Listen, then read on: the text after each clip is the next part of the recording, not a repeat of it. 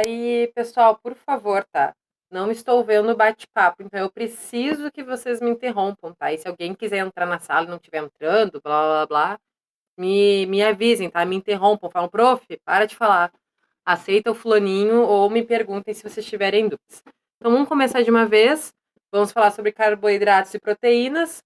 Já estamos introduzindo compostos orgânicos, certo? Inorgânico já acabou, né? Que era água e sais minerais. Na aula passada a gente começou a falar de vitaminas, que é um composto orgânico, e agora a gente vai falar de carboidratos e proteínas. Vamos descer aqui. O que a gente vai discutir? Na parte de carboidratos, nós vamos falar sobre a formação desses carboidratos, desses carbonos, as funções que eles exercem, os tipos, né, existem monossacarídeos, disacarídeos, oligosacarídeos. Sir, Oi. tá cortando a ligação, a fala tá muito ruim. Ah, não. Ai, gente, que desastre. Por que, Deus? Peraí. Que coisa séria. Peraí.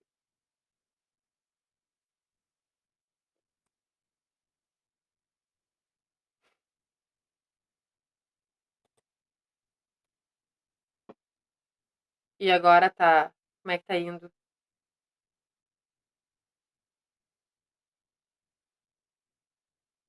Vocês estão ouvindo ou tá travado? Ou vocês não estão ouvindo ou tá travado? Putz, grilo. Agora tá melhor, Sônia. Melhorou? Posso seguir? Posso tentar seguir mais uma vez?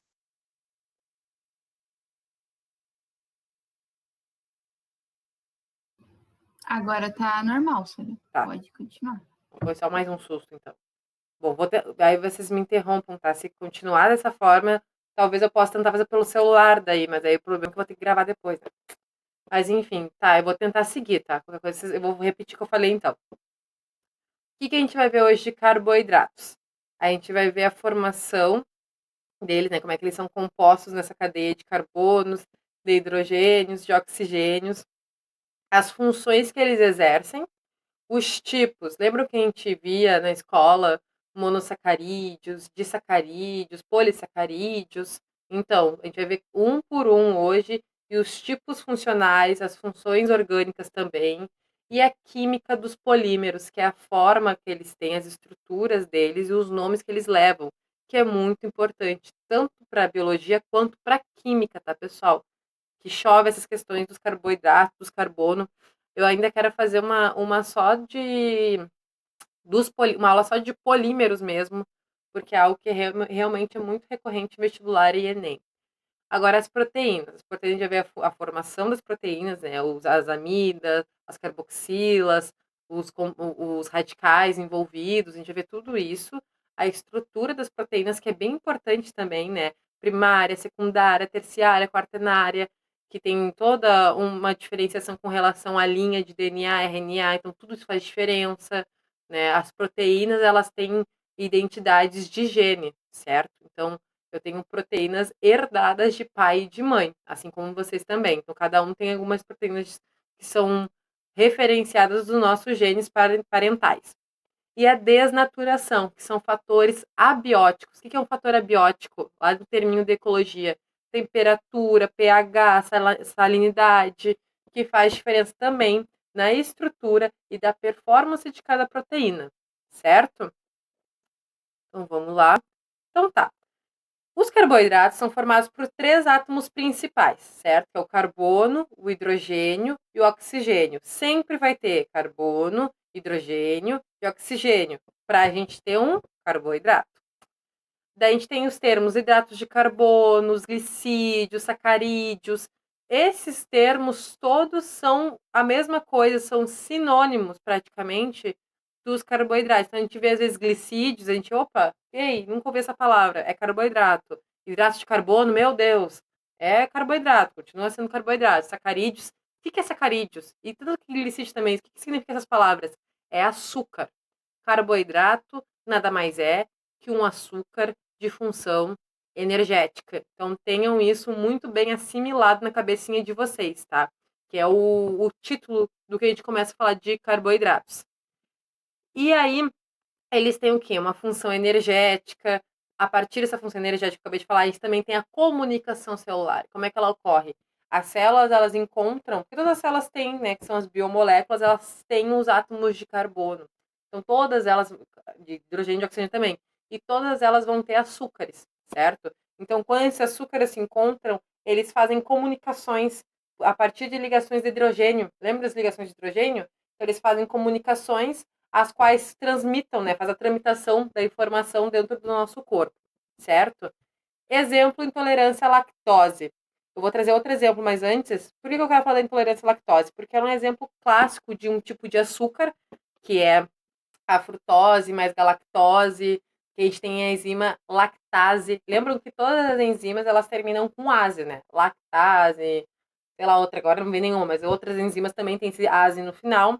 E a lactase é a enzima que a gente tem no intestino, o qual faz com que a gente consiga digerir a lactose. O que seria uma lactose? É um alimento que é um leite de vaca, que é um queijo, que também vem da vaca, iogurtes, laticínios, no geral, que são portados por quem? Por algum mamífero, certo? Por mamífero. Professora, Oi. e é verdade que, por exemplo, se tu ficar um bom tempo sem ingerir lactose, tu pode ter intolerância? Pode sim, mas eu vou chegar aí agora. O que acontece? Tanto a pessoa que para de comer por um tempo, quanto a pessoa que a partir de um determinado tempo da vida não consegue mais comer. Porque acontece, tem gente que nasce assim, mas tem gente que chegou numa idade, sei lá, uns 30, vamos botar 30 anos, não é fixo essa idade, tá? Mas vamos dar um exemplo, 30 anos, pode ser com 15 também. Uma pessoa lá com 30 anos começou a passar muito mal, começou a ter muita cólica, diarreia, quando tomava um leite, comia um queijo, e aí vai no médico e descobre que tava com intolerância à lactose. O que acontece? A lactase, ela é uma enzima que não é natural no nosso corpo. Ela é passada de forma tanto genética, que é hereditária, quanto que ela depende dos descendentes e a origem que a gente tem. Então, a gente cai numa questão de evolução dentro da biologia que linka a bioquímica, que é o seguinte: pessoas que têm origem, né, descendência africana ou asiática, essas pessoas elas não têm capacidades para conseguir formar essa enzima no corpo e degradar essa galactose, esse tipo de açúcar, né, lactose, que faz tanto mal no intestino. Mas por que faz mal para o intestino? O que acontece? Quando a gente tem a gente ingere um alimento, o qual o corpo não consegue degradar, ele vai começar o quê? A inflamar no nosso corpo. Ele vai pedir para sair. Então, como essa enzima se concentra no nosso intestino, vamos supor que eu tenho intolerância à lactose, tá? Eu vou beber um leite de alguma mamífero, né? De uma vaca. Quando eu tomar esse leite, vai começar a formar um muco dentro do meu intestino e eu vou começar a ter uma irritação dentro dele, a qual vai me dar uma cólica muito forte, eu vou começar a ter gases e eu vou ter a famosa diarreia, né? Que é a hiperdefecção, né? Defecação.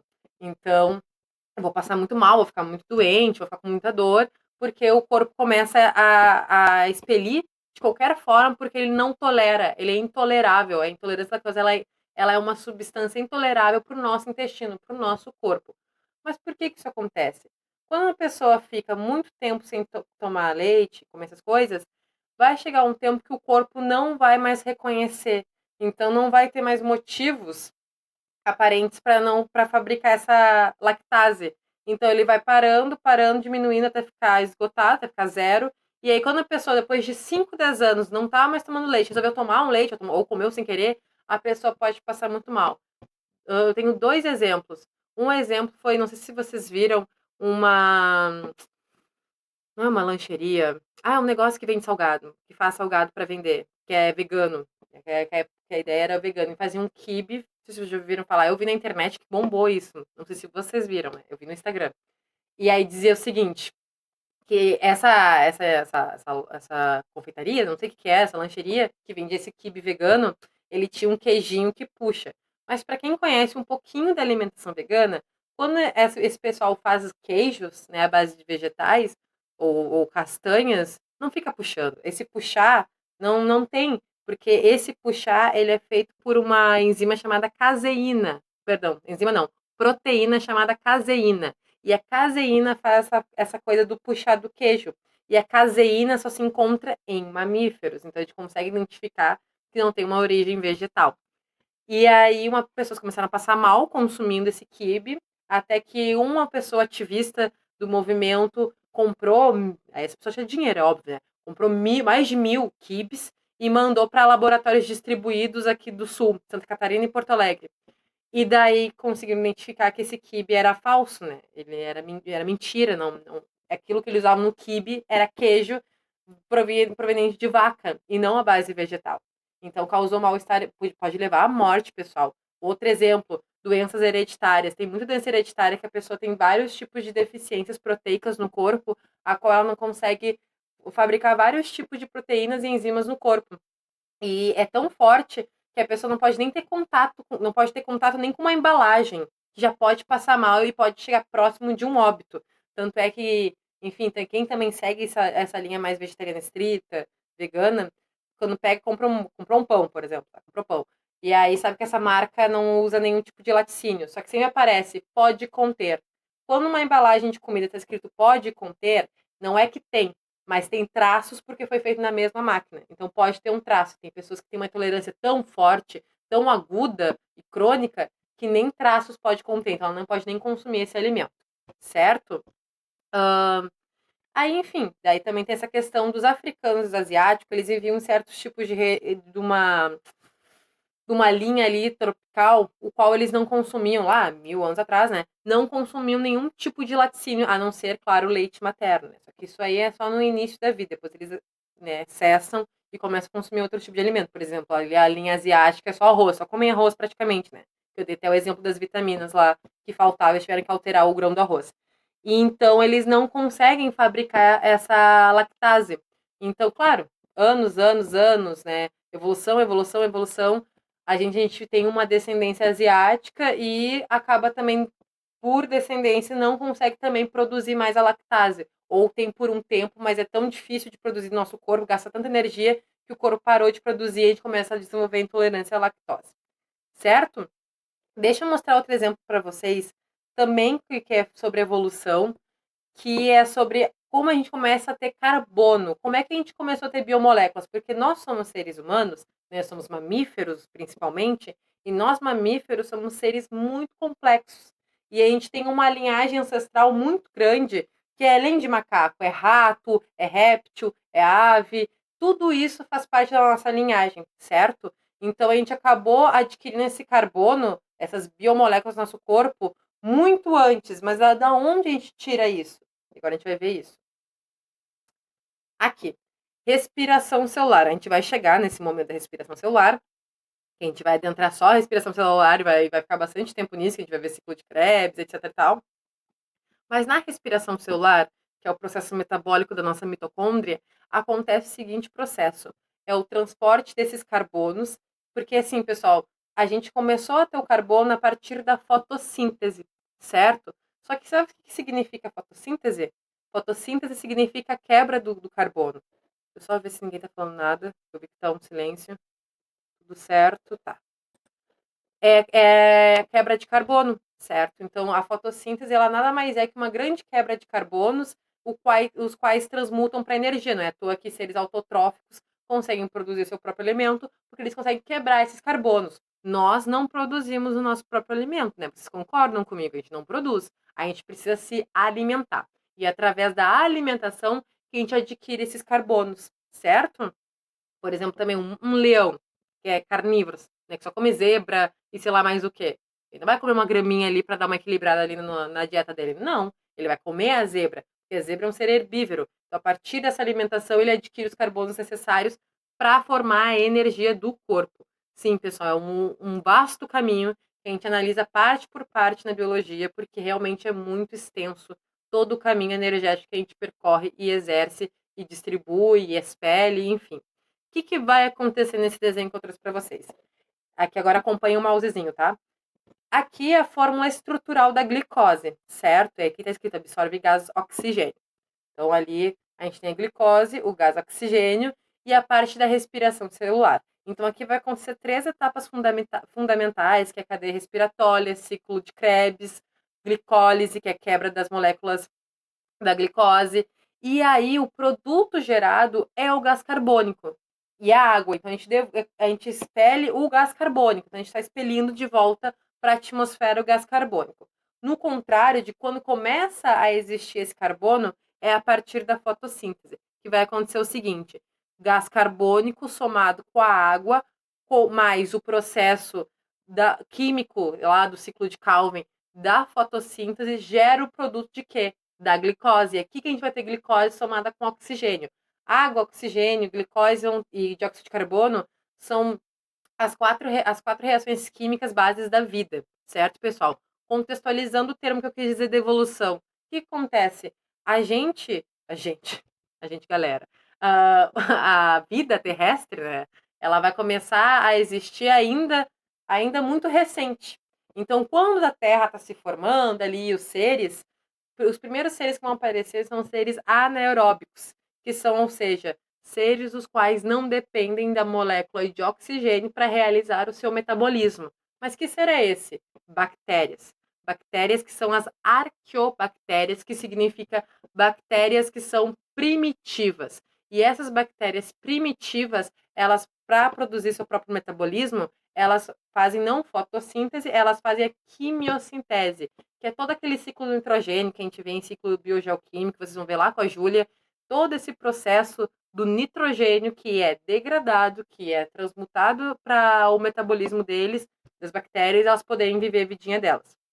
E aí, conforme as mudanças geológicas, água, ar, começou a se formar seres primitivos também, como as algas, por exemplo, ou fitoplâncton, que vai começar a ter os seres, né, e as bactérias também, os seres anaeróbicos aeróbicos, né, aeróbicos que começam a depender da molécula de oxigênio para conseguir gerar o seu metabolismo. E a partir disso, a gente vai ter seres fotossintetizantes, que são as plantas, e a partir das plantas que a gente adquire todo o carbono, que é esse açúcar de carboidrato, para gerar a nossa energia, certo?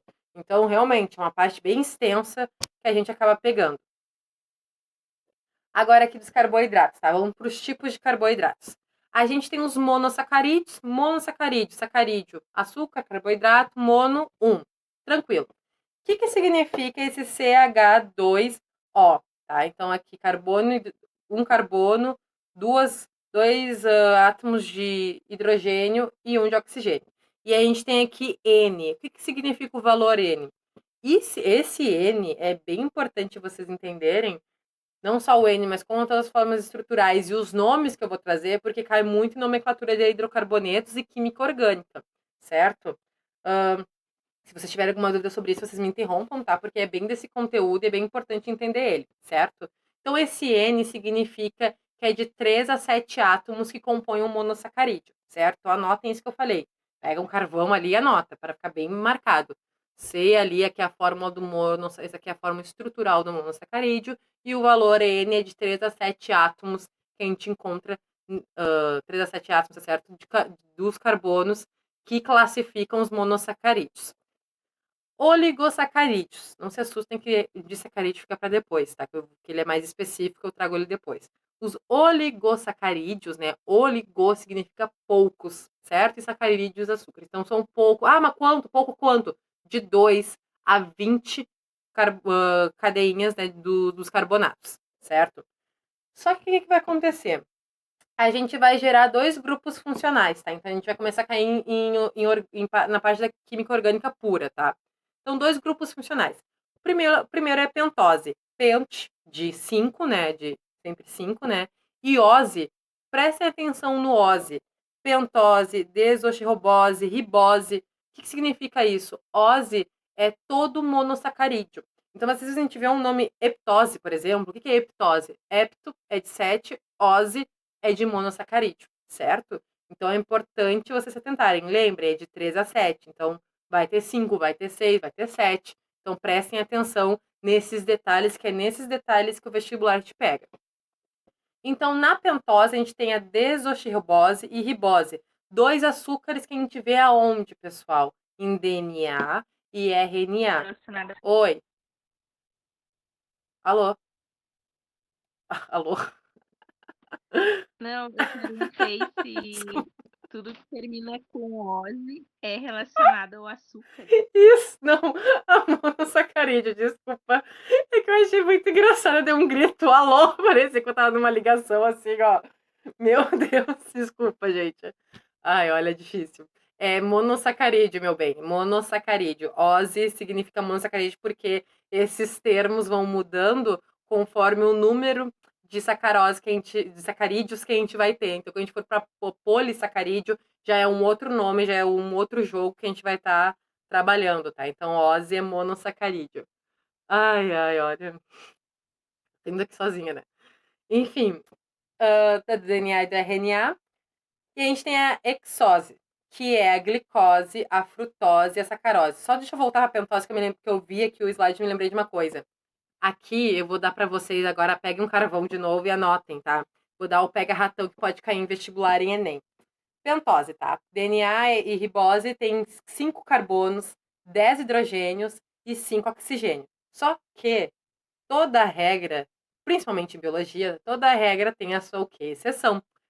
A desoxirribose pode aparecer como com 5 carbonos, 10 hidrogênios e 4 oxigênios. Por quê? Porque ele tem uma quebra nos seus processos por conta de ter vários tipos de bases nitrogenadas que o jogo acaba mudando. E acontece ele ter 4 oxigênios.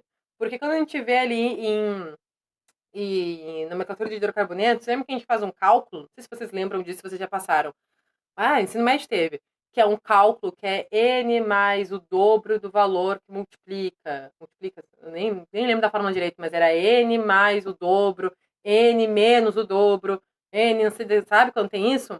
No DNA é diferente. No DNA dá 4 oxigênio. Então anotem isso, que às vezes aparece ali esses distrator maldito de questão, e aí você já sabe, não vão cair que nem patinho. Hexoses. É a glicose, né? Então, a famosa molécula estrutural da glicose é 6 carbonos, 12, né? 6 carbono, o dobro do hidrogênio, igual ao oxigênio, que é 6, certo? A frutose e a sacarose. Frutose e sacarose vão somar com glicose e vão formar os disacarídeos. Por isso que eu falei que ia dizer depois. Porque é a partir desses oligosacarídeos que a gente pega esses grupos funcionais, soma com uma glicose e tem vários tipos por exemplo, etanol, cerveja, cachaça, açúcar de cozinha. É a partir disso que a gente vai começar a ter esses produtos que vão ser esses disacarídeos, que é sempre um grupo funcional, que é uma glicose, uma frutose, uma sacarose, somado com mais uma glicose, que dá esse produto que eu já vou mostrar para vocês. Para finalizar os tipos, polissacarídeos. Muitos açúcares. É mais de 20. Então, se eu ligar sacarídeo de 2 a 20, mais de 20 é poli, já é muito sacarídeos. O nome de um polissacarídeo é polímero, certo? Polímeros, que eu comentei no começo. Eu quero dar uma aula só disso, porque é bem importante. Os polímeros são as cadeias maiores de carboidratos, né, dos hidratos de carbono, e principalmente eles não são biodegradáveis. Por quê? Porque são cadeias tão fortes e tão grandes que são muito difíceis de ser degradadas. Elas são muito difíceis de ser quebradas. Então, são as moléculas, as cadeias, né, que a gente tem moleculares mais difíceis de se quebrar e de se separar. Então, a gente tem vários tipos de ligações, ligações glicídicas, ligações peptídicas, que eu já vou aprofundar, para conseguir quebrar isso tudo. Ai, ai. Química dos monossacarídeos, tá, pessoal? Eu sei que é 9h20 já, tá, pessoal? Se vocês tinham alguma coisa programada para fazer, vocês quiserem sair da sala, não tem problema, eu vou deixar a sala gravada, mas como a gente atrasou mais de 15 minutos, eu vou estender a aula, tá? Então, só para avisar, se vocês estiverem já muito aqui envolvidos, a gente segue tranquilo, azar, já é sexta-feira durante mesmo, já estamos aqui mesmo. Mas se você já tinha alguma coisa programada, não tem problema nenhum, a aula vai estar salva de qualquer forma e eu vou botar no YouTube para vocês, tá? Então, seguindo. É que agora vocês podem tirar as dúvidas também, né? Mas enfim. Química dos monossacarídeos, tá? O que a gente tem aqui? A gente tem grupos funcionais dos monossacarídeos, dos ósis. Lembra dos ósis? Agora a gente está nos monossacarídeos. O que vai acontecer? Aqui eu tenho a forma aqui de uma ligação. A gente tem o aldeído e a gente tem também a acetona, certo? Os aldeídos e acetonas. Então, aqui são os grupos funcionais orgânicos. Toda vez que a gente tiver uma hidroxila, o que é hidroxila? OH. É isso que é uma hidroxila, OH.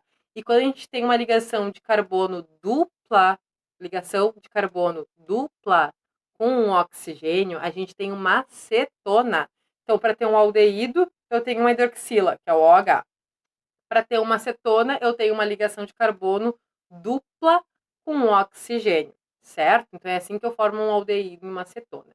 Só que como eu estou falando de monossacarídeos e dioses, o nome de um aldeído dentro de um monossacarídeo é aldose. Muda, certo? E da cetona, cetose. Então percebam, pessoal, eu sei que fica muito nome, ai meu Deus, mas se vocês sabem como é que é uma nomenclatura, fica barbada, não é mais problema, porque vocês não precisam se atentar a gravar todos os nomes, mas sim entender como é que é cada nomenclatura, né? Como é que é cada tipo de sufixo e prefixo que incorpora um significado. Então, se eu já sei que eu estou falando de monossacarídeo, e eu sei que uma ligação de hidroxila é um aldeído, aldose, né? Se eu estou vendo ali um monossacarídeo, estou vendo uma ligação de carbono dupla com um oxigênio, eu já sei que é uma acetona. Se é uma acetona dentro de um monossacarídeo, eu sei que é uma acetose, certo? E aí que tem aqui os exemplos para vocês aqui, bem discriminado aqui na imagem. Só que assim, tem mais uma questão, né? O monossacarídeo, que é muito legal, ele não tem, né? Ele não tem não, né? Ele só tem, na verdade, eu ia falar que ele não tem um outro tipo de fórmula, mas é melhor dizer que a fórmula do monossacarídeo, ele é sempre em cíclico. Sabe os anéis lá? Lembram dos anéis lá? Anel benzênico, é isso que eu ia falar.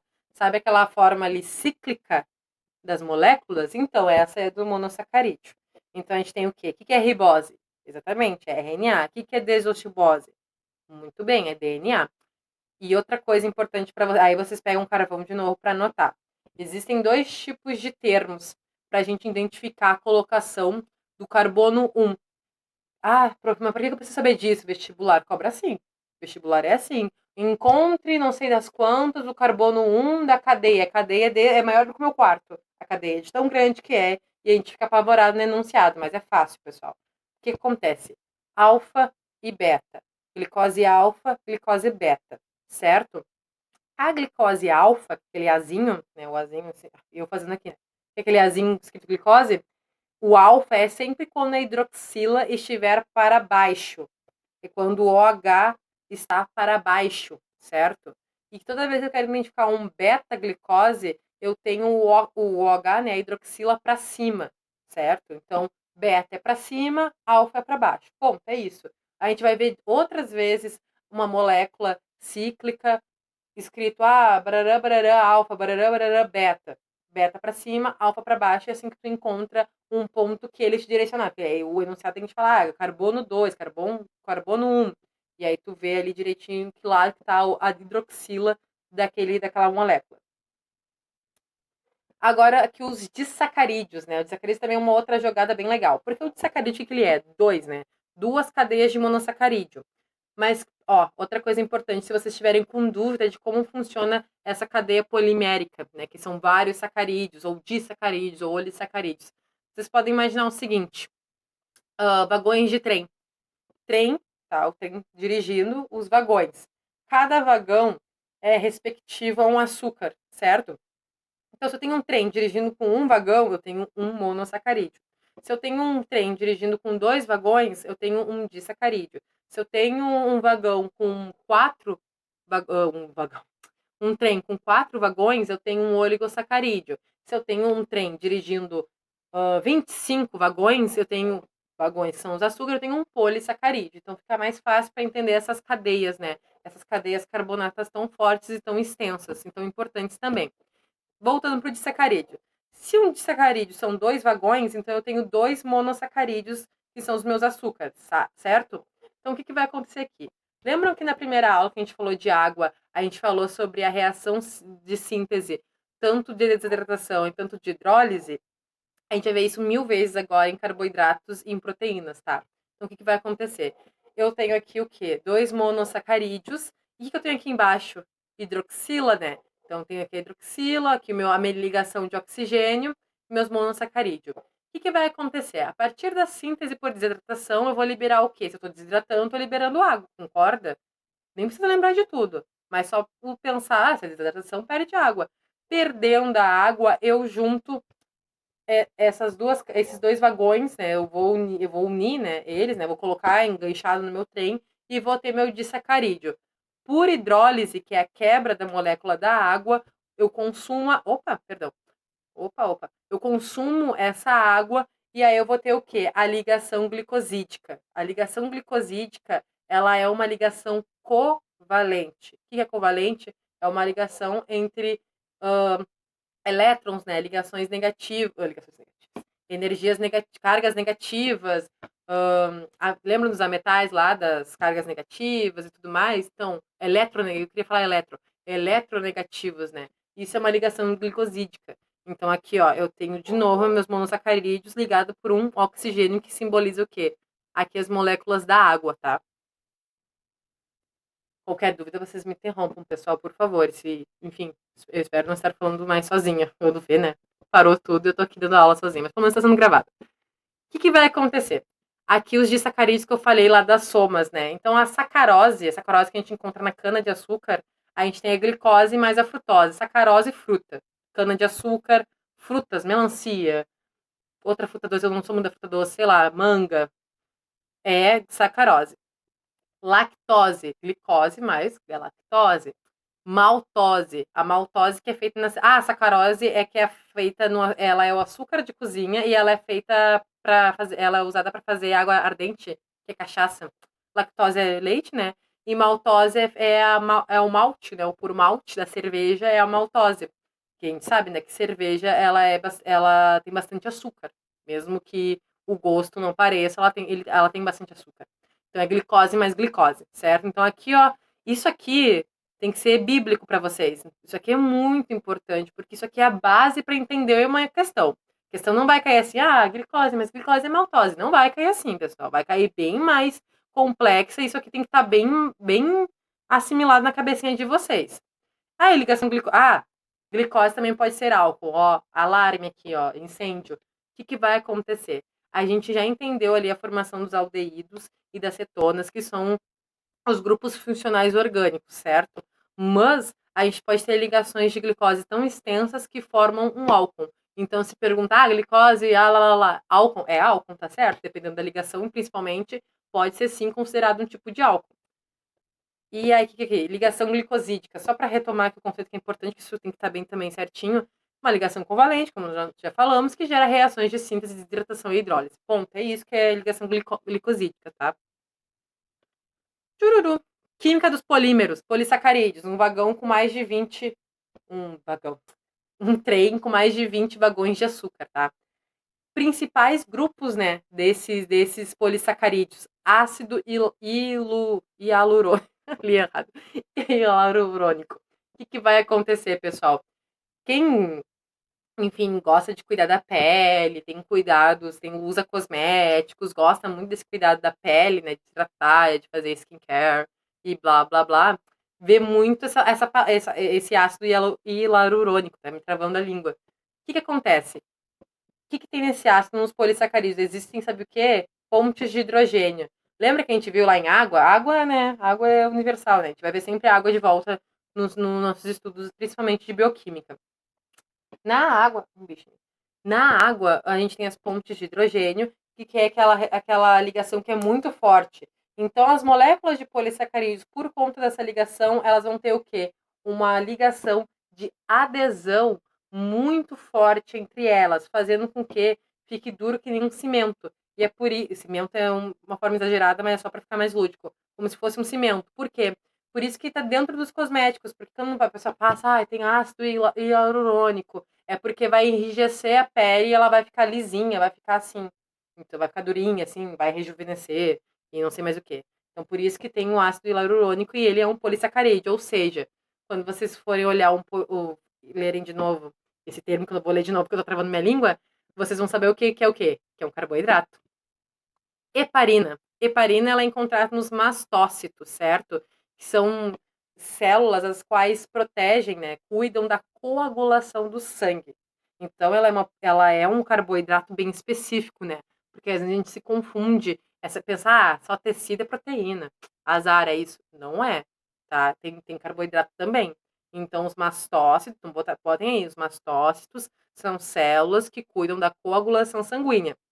E o carboidrato, que é a heparina, ajuda nessa coagulação sanguínea, né? Principalmente nos pulmões e no coração, e no coração. A quitina, pessoal, não confundam, tem gente que confunde bastante, tá? Quitina é carboidrato e queratina é proteína, certo? Então não confundam. Quitina, tá? Quitina faz parte dos fungos, parede celular dos fungos é quitina, certo? É quitina. Às vezes a gente confunde também com amido, que tá ali descrito, mas amido é das plantas, tá? Então, parede celular dos fungos é revestida por quitina, que é um carboidrato, certo? Exoesqueleto. Quem nunca matou uma barata e ouviu crack? Quem nunca? Todo mundo já matou uma barata, ouviu pelo menos alguém matando uma barata, dando aquele crack nojento. Esse crack é a quebra do exoesqueleto da barata. Elas fazem também o processo de exúvia. Já ouviram essa palavrinha, né? Que é lá dos artrópodes que eles trocam, né, a casquinha. A casquinha nada mais é que um esqueleto. Só que a gente tem o nosso esqueleto é endoesqueleto. O esqueleto tá dentro, então a gente não enxerga, mas é um endoesqueleto. A gente tem esqueleto igual. E os artrópodes não, eles têm um exoesqueleto. Por isso que eles vão aumentando e aí estoura a casquinha, eles saem, aquela coisa nojenta, gosmenta, para formar uma nova casquinha, e o exoesqueleto que estava apertadinho, a roupinha apertadinha ficou para trás. Então, esse exemplo, né? Matou a barata, deu crack, é a quitina. Então, todo esse aparelho do exoesqueleto é formado por um carboidrato também. Celulose dos ruminantes, pessoal. Celulose é um carboidrato que a gente é incapaz de digerir. Então, a gente tem celulose, né? Tem, entre mil aspas, porque a gente come plantas, né? E tudo mais, que a gente acaba conseguindo consumir outros tipos de alimento para fazer uma digestão eficaz da celulose, certo? Por que eu botei ruminantes aí? O ruminante também, em teoria, não consegue digerir, porque também é um mamífero, né? Assim como nós. Então ele não conseguiria digerir da mesma forma. Só que ele tem 4 estômagos. O estômago principal, que é o rumen, porque a gente chama de ruminante, é todo revestido por bactérias que digerem, né? Quebram a celulose e fazem com que a vaquinha, né? Ou qualquer outro ruminante que possa ser, consiga comer, né, conseguir aproveitar essa glicose que tem na celulose, que é um carboidrato. Outro exemplo, cupim. Vocês sabiam que o cupim, né, ele come madeira, e a celulose que ele digere, na verdade, é porque ele tem uma bactéria dentro dele, uma bactéria não, perdão, um protozoário dentro dele, e dentro do protozoário tem uma arqueobactéria, e aí sim começa a digestão dessa celulose da madeira.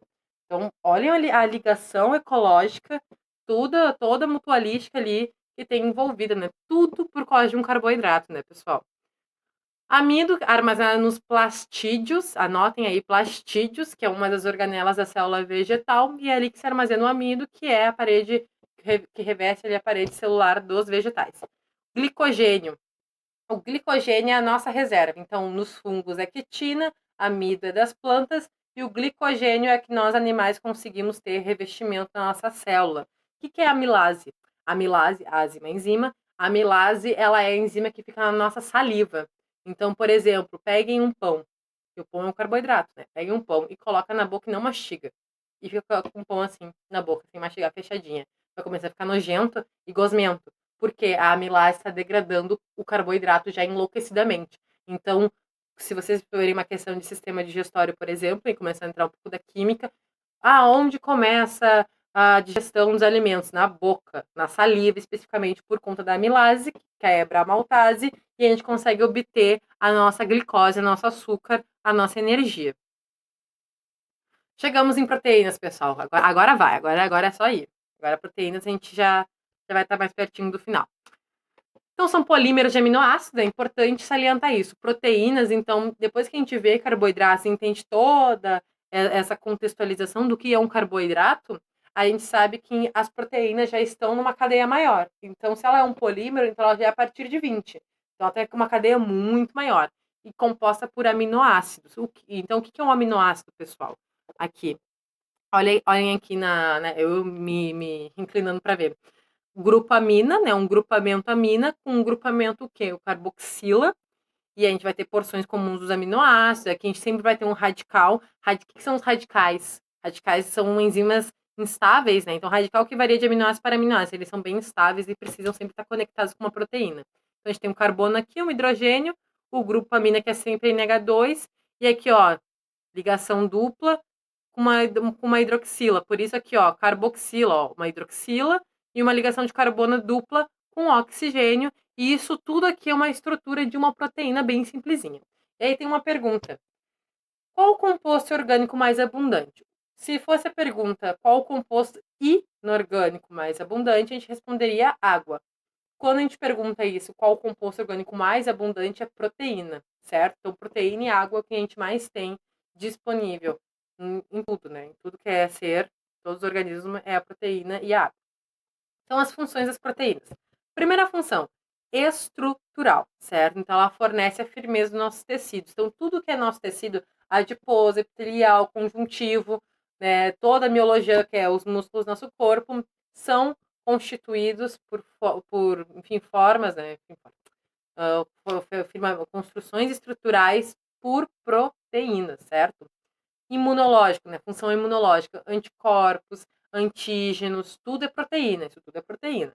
Hormonal, insulinas, glucagon e adrenalina são hormônios que a gente encontra no pâncreas que cuidam os níveis glicídicos, né, glicêmicos do nosso corpo, né? Então, por exemplo, se o meu glicogênio, ele é a minha forma de energia em carboidrato do meu revestimento celular de um animal, se eu tô mais de hora sem comer, tô aqui há 5 horas sem comer, não é verdade que eu já jantei, mas se eu tô há 5 horas sem comer, eu vou começar o quê? Ficar o quê? Com fome, irritada, com dor de cabeça, começo a ficar com mau hálito também, porque a gente tem um ácido que que sai pela nossa boca, que a gente tá com muita fome, e a gente começa a pegar, né, começa a pegar o armazenamento dessa glicose, e aí ativa o quê? A gente vê que o índice glicêmico caiu, e a gente ativa as ligações glicídicas para acionar o glucagon. E é o glucagon que vai tentar jogar a armazenação de glicose. Tipo, tudo que ele guardou para poupar, viu que está em alarme, começa a jogar glicose para a gente não desmaiar no meio da rua. Insulina também é uma forma ali da energia de glicose, a pessoa que tem diabetes, está passando mal, uma injeção de glicose para a pessoa voltar, né, levar esse choque de açúcar.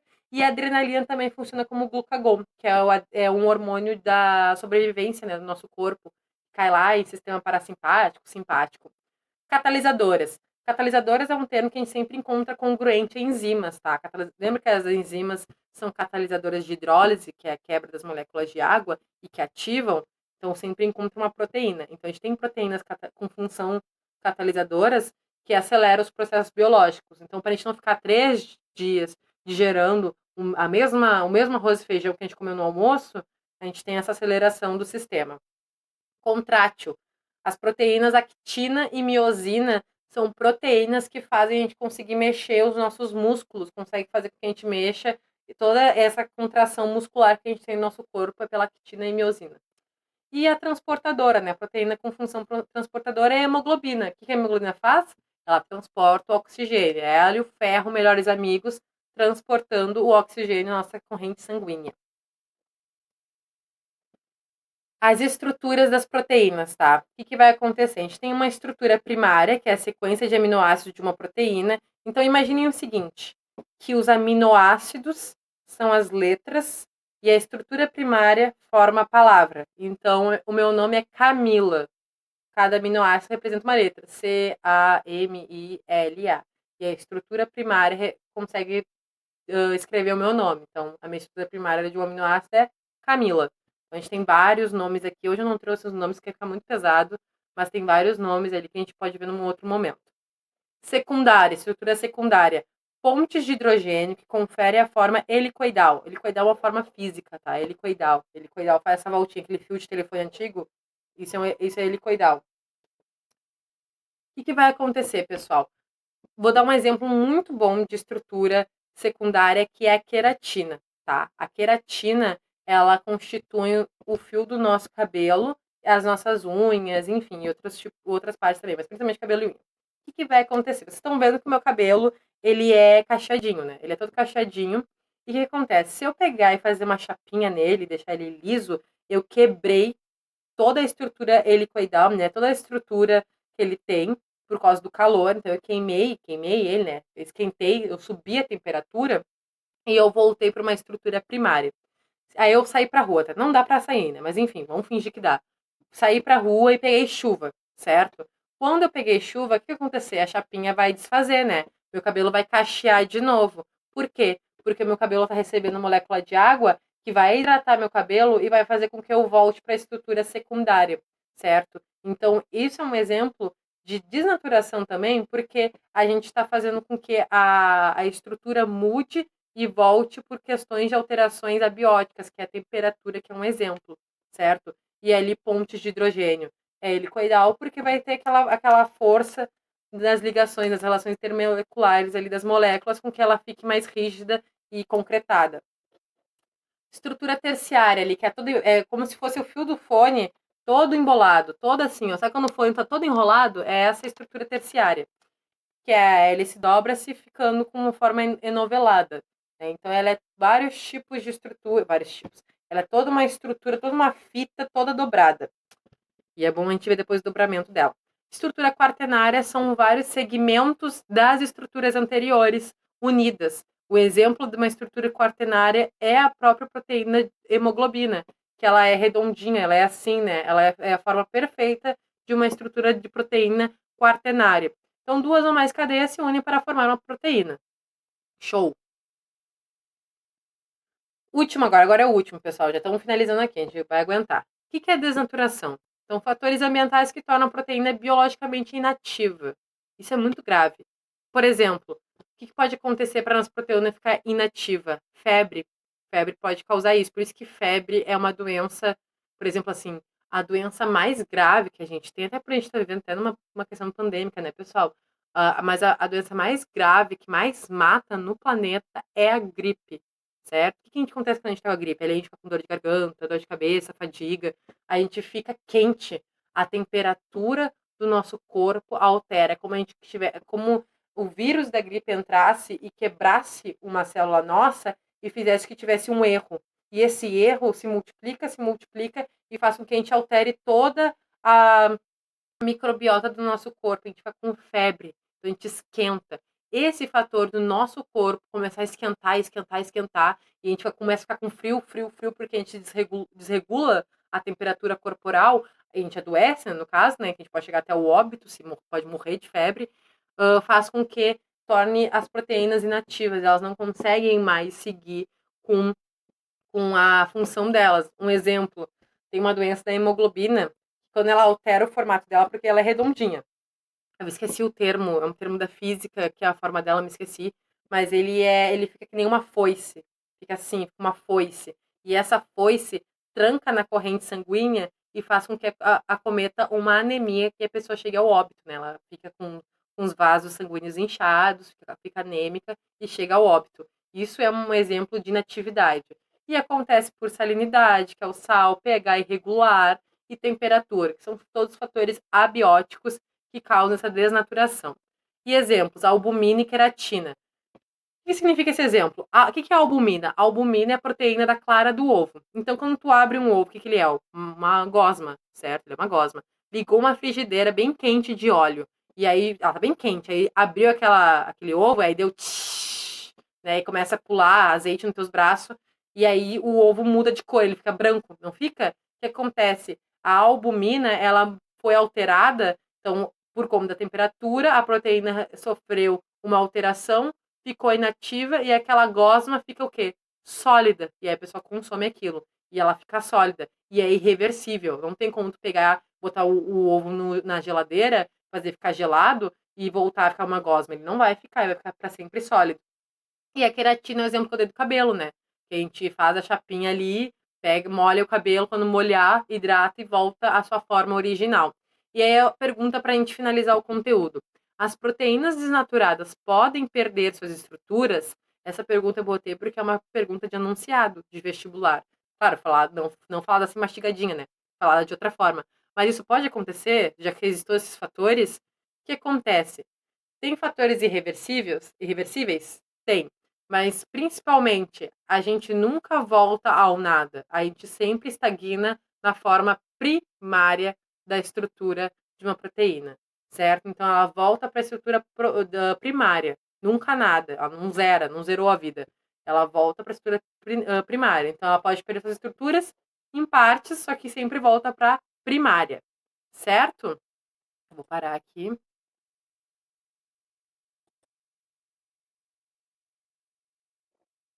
Parei aqui a apresentação. Pessoal, vocês estão vivos ainda? Gente, pessoal. Alô, alô. Podem falar no bate-papo, eu tô vendo vocês. Alô, alô, alô. E aí, pessoal? Alguma dúvida? A gente tá aqui. Calma, Sora, a gente tá aqui. Alguma dúvida? Alguma dúvida? Prof, tu tem alguma ideia de quando tu vai colocar os slides no Drive? Vou botar agora, Júlia. Vai ser agora, porque eu ia botar ontem, mas não botei, vai ser agora. Assim que eu encerrar aqui com vocês, eu coloco lá. E aí eu já vou deixar o WhatsApp aqui aberto pra jogar os links. Vou botar em YouTube, vou deixar tudo pronto. Eu tô bem acelerada, eu vou fazer tudo agora. Alguma dúvida, gente, que vocês ficaram? Eu sei que foi muito conteúdo, vocês conseguiram entender direitinho? Conseguiu? Deu tudo certo? Sei que a gente ficou um pouco mais tempo hoje, mas como é que foi? Tudo certo? Perfeito, pessoal. Nenhuma dúvida, então. É que acho que é uma matéria que vocês já tenham visto também, né? Proteína, carboidrato, pra gente iniciar bem, porque quando a gente entrar lá. Ah, deixa eu falar uma coisa pra vocês. O que vocês acham de na próxima aula a gente encerrar os compostos orgânicos, né? Ai, que bom, Jéssica. Eu amo, né? Eu sou suspeita, eu amo.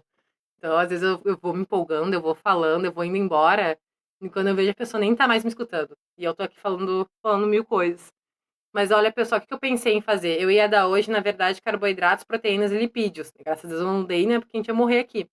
Mas o que eu pensei em fazer? Como o lipídio está muito relacionado às ao revestimento da membrana plasmática, pensei em fazer o seguinte: na próxima aula, a gente encerrar compostos orgânicos com enzimas e ácidos nucleicos.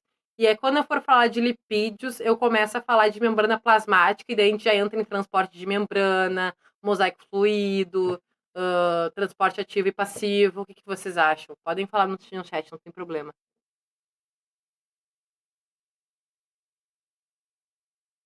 Ó, a Eduarda já falou ótimo. Pode ser. Acho que fica melhor, né? E daí a gente já emenda e aí vai. Aí ninguém. Ah, eu vou fazer lista de exercícios, tá? Eu falei ontem com o Matheus, que ele é monitor, não esqueçam que você tem um monitor, tá, pessoal? Claro, né? Você pode falar com o professor, mas qualquer dúvida, qualquer coisa, deu um problema ali, fala com o professor ou fala com o monitor mesmo, que ele tá ali para ajudar vocês. É esse o jogo, é esse o jogo, esse é o trampo. Mas eu vou fazer de qualquer forma também quando a gente encerrar agora tudo enzimas, ácidos nucleicos e começar lipídios e membrana, eu já vou lançar uns exercícios para vocês só de química da vida. Aí vai perguntar só de vitamina, de sais minerais, aí tudo misturado para ver se vocês estão bom. Aí eu vou botar gabarito. Aí eu tô pensando também saber o que fazer. Daí eu poderia gravar a aula e corrigir ela, mas gravar em vez de fazer perder não, né? Mas pegar período que é precioso, né? A gente tá com um período muito contado. Em vez disso, eu pego e gravo a aula e jogo no YouTube. Quem quiser assistir, fez a lista de exercícios, quer ver, aí vê quando quiser. Daí não tem. Aí fica a critério de vocês. Eu acho que eu vou fazer assim. Então é isso, pessoal. Estamos de acordo, então. Conversamos bastante. Vou ficar aqui, então, até vocês saírem da sala. E aí, se vocês tiverem alguma dúvida, quiserem conversar depois, eu estou aqui. E é isso. Bom que vocês gostaram. Fico muito feliz. Capaz, Jéssica, capaz, Camila. Ai, Jéssica, muito obrigada. Ah, minha faixa aí. Valeu, valeu aí, Laura. Obrigada. Obrigada, João. Arrasa é tu. Obrigado. Ai, que bom que vocês gostaram da aula. Fico muito feliz, gente. De verdade. Sempre é um frio na barriga para dar aula, porque pensa, bah, se o aluno se perde, bah, é triste. Que bom, Daniel, que tu gostou. Fico muito feliz também. Qualquer coisa, estamos aí fazer render essas aulas, né? Pra gente se preparar bem. Tá tudo certo. Tchau, tchau.